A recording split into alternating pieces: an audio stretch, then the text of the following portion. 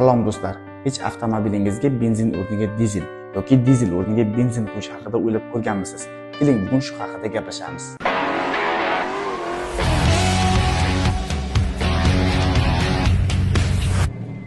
Agar avtomobil benzin bakiga benzin o'rniga dizel quyib yuborsangiz nima bo'ladi?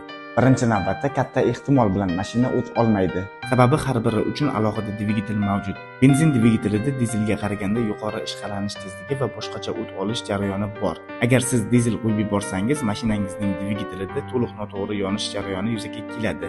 Dvigatel o't olmaydi yoki yaxshi ishlamaydi. Keyin esa benzin nasos va o't oldirish tizimini ishdan chiqarishingiz mumkin. Muammo jiddiylashadigan bo'lsa, dvigatelni ham ishdan chiqarishingiz mumkin. Sababi dizel benzinli motor uchun og'ir va quyuqlik qiladi. Bu esa sizga qimmatga tushishi mumkin. Agar mabodo benzin o'rniga dizel quyib yuborgan bo'lsangiz, nima qilish kerak? Darhol mashinani o'chirishingiz kerak va uni qaytadan o't oldirishga harakat qilib ko'rmasligingiz kerak va tezda yordam chaqirib, eng yaqin servisga mashinani yetkazib yuborishingiz kerak.